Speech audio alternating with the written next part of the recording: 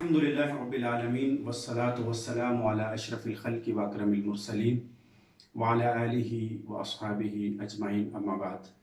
خواتین و حضرات، ماہ رمضان المبارک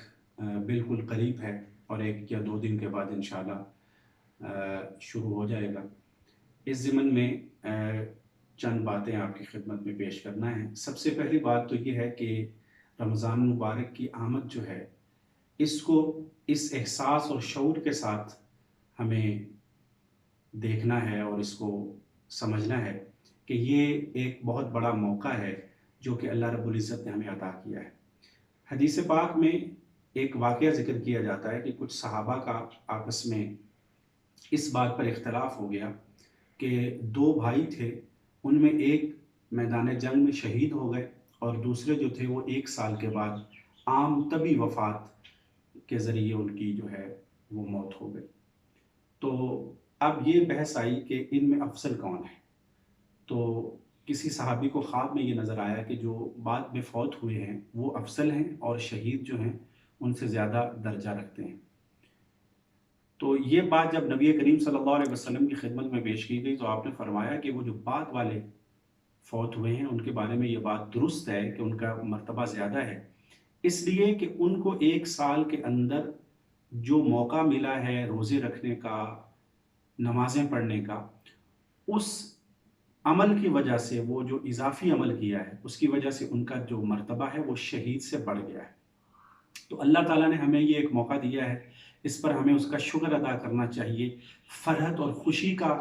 احساس ہمارے دلوں میں ہونا چاہیے۔ اور سلف صالحین تو یہ دعائیں کرتے تھے کہ اے اللہ ہمیں رمضان تک پہنچا دے۔ 6 مہینے وہ یہ دعا کرتے تھے اور 6 مہینے یہ دعا کرتے تھے کہ اے اللہ جو ہم نے رمضان میں اعمال کیے ہیں وہ قبول و منظور فرما لے۔ تو ایک چیز تو یہ ہے۔ دوسری بات یہ ہے کہ جو ہی چاند نظر آئے تو ہمیں وہ دعا پڑھنی ہے، اللہم احلہ علینا بالامن والایمان والسلامت والاسلام ربی وربک اللہ۔ تو یہ دعا ہے جو نبی کریم صلی اللہ علیہ وسلم مہینے کا چاند نظر آنے پر تعلیم کیا کرتے تھے اور خود بھی پڑھتے تھے۔ اس کے بعد ہمیں رمضان کے لیے ایک شیڈول بنانا ہے۔ اس میں ایک تو روزہ ہے جو کہ ہمیں رکھنا ہی ہے، وہ فرض روزہ ہے، اور اس کے ساتھ جو اہتمام ہے وہ قیام اللیل کا اہتمام ہے کہ ہمیں ہر رات کو جو ہے وہ تراویح جسے کہتے ہیں اس کا اہتمام کرنا ہے۔ اس پر انشاءاللہ الگ سے میں گزارش کروں گا آج کل کے حالات میں ہمیں کیا لائے عمل اختیار کرنا چاہیے۔ کچھ علماء مسجد میں کہہ رہے ہیں اور کچھ جو ہے وہ گھروں کے اندر پڑھنے کی تلقین کر رہے ہیں۔ تو بہرحال وبا کے پیش نظر اگر گھروں میں پڑھیں تو یہ اچھا ہے اور اس کا ہمیں لیکن اہتمام کرنا ہے، کیونکہ نبی صلی اللہ علیہ وسلم نے فرمایا ہے کہ جس نے رمضان مبارک کا قیام کیا ایمان کی حالت میں اور اللہ سے اجر کی نیت سے، تو اس کے تمام سابقہ گناہ جو ہے وہ معاف کر دیے جاتے ہیں۔ تو اس لیے قیام اللیل کا اہتمام کرنا ہے، اس میں قرآن مجید پڑھنا ہے یا کسی کے پیچھے کھڑے ہو کر سننا ہے۔ اس کے ساتھ تلاوت قرآن مجید جو ہے اس کا زیادہ سے زیادہ اہتمام کرنا ہے۔ سلف صالحین قرآن مجید کی تلاوت بہت زیادہ کیا کرتے تھے۔ امام مالک رحمۃ اللہ علیہ کے بارے میں آتا ہے کہ وہ ساری چیزیں اپنی مجلس درس کی جو ہے حدیث پاک کی اس کو بھی موقوف کر دیتے اور صرف قرآن مجید کی تلاوت کے اندر مگن رہتے۔ اور سلف کے عجیب و غریب واقعات ہیں کہ ایک مہینے میں وہ 60 قرآن مجید ختم کیا کرتے تھے، یعنی ہر روز 2 مرتبہ قرآن مجید مکمل پڑھتے تھے۔ اب یہ اپنی ہمت کے مطابق ہے کہ آپ جو ہے وہ 3 دن میں کم از کم 1 قرآن ختم کر لیں، تو پھر بھی رمضان میں 10 قرآن مجید مکمل آپ پڑھ سکتے ہیں۔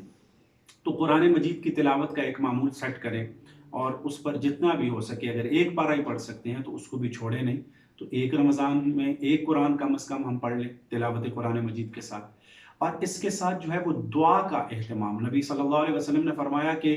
جو دعائیں قبول ہوتی ہیں ان میں ایک جو ہے وہ عند الفطر، افطار کے وقت کی جو دعا ہے، کہ جب افطار کا وقت بالکل قریب ہو تو اس سے تھوڑی دیر پہلے انسان جو ہے وہ دعا کرے اللہ تعالیٰ سے تو اللہ قبول فرماتا ہے۔ اور ان حالات میں خاص طور پر یہ کرونا وائرس کی جو وبا ہے بڑی مہلک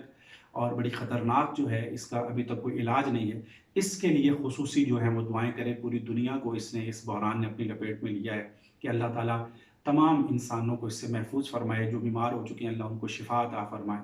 اور بھی دعائیں دین دنیا کی بھلائی کے لیے زیادہ سے زیادہ ہر وقت جو ہے وہ کریں۔ اس کے ساتھ ذکر اذکار کا اہتمام کرنا چاہیے۔ اور ایک بہت اہم بات جو ہے، جو اسی بحران کے تناظر میں ہے، اور نبی صلی اللہ علیہ وسلم کا تو ہمیشہ طریقہ تھا، لیکن صحیح بخاری میں ہے کہ رمضان مبارک میں آپ کی جو سخاوت ہے اللہ کے راستے میں خرچ کرنے کی، وہ تیز ہوا سے بھی بڑھ جاتی تھی، یعنی اتنی زیادہ آپ سخاوت کرتے تھے۔ تو آج کل کے حالات میں لاک ڈاؤن ہے، مزدور طبقہ ہے، ڈیلی ویجرز ہیں، اور کاروبار ہی بند ہیں۔ بہت سارے کاروبار ایسے ہیں کہ جو بالکل کھل ہی نہیں سکے، بہت محدود سطح پہ چند کاروبار جو ہیں وہ کھلے ہیں، اور وہ بھی بہت محدود ہو گئے ہیں۔ تو لوگوں کی ضروریات کا خیال رکھیں، اپنے محلے میں ان کے سحر و افطار کا اہتمام کریں، اور بہتر ہے کہ رمضان سے پہلے ہی اگر زکوٰۃ وغیرہ نکالنی ہے تو وہ بھی نکال لیں، اور جو ہے دیگر جو صدقات ہیں وہ بھی کریں، رمضان کے دوران میں بھی جاری رکھیں اور اس سے پہلے بھی، تاکہ ان کے گھروں میں راشن پہنچ جائے، اور وہ رمضان جو ہے وہ اچھے طریقے سے، پرامن طریقے سے، اور صحیح طریقے سے دل جمی کے ساتھ وہ اپنے روزے رکھ سکیں اور عبادات کر سکیں۔ اور آخر میں ایک بات یہ کہ ہمیں اس رمضان کی نعمت کا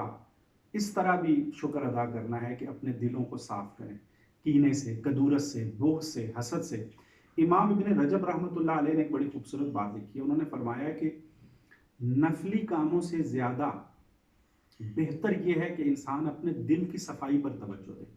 اگر انسان جو ہے وہ نمازیں بہت پڑھتا ہے، تلاوت بہت کرتا ہے، ذکر بہت کرتا ہے، دعائیں بہت کرتا ہے، لیکن لوگوں کے بارے میں بغض رکھتا ہے، حسد رکھتا ہے، کینہ رکھتا ہے، دشمنی رکھتا ہے، اور اپنے دل کے اندر غلط جذبات رکھتا ہے، تو یہ اتنا مرتبہ نہیں پا سکتا جتنا ایک صاف دل مسلمان جو ہے، جس کے دل میں سب کے لیے بھلائی ہے، خیر ہے، محبت ہے، الفت ہے، ان کے لیے ہمدردی کے جذبات ہیں، اور وہ کسی سے دشمنی نہیں رکھتا۔ وہ اگر نفلی کام کم بھی کرے گا تو اس کا درجہ جو ہے وہ زیادہ بڑھ جائے گا۔ تو ان چیزوں کا ہمیں اہتمام کرنا ہے۔ اللہ تعالیٰ ہم سب کو جو ہے وہ رمضان مبارک کے روزے رکھنے کی توفیق عطا فرمائے، اس میں عبادات کرنے کی توفیق عطا فرمائے، اور ہماری ان عبادات میں اخلاص کی توفیق ہمیں عطا فرمائے، اور ان عبادات کو قبول و منظور فرمائے۔ والسلام علیکم ورحمۃ اللہ وبرکاتہ۔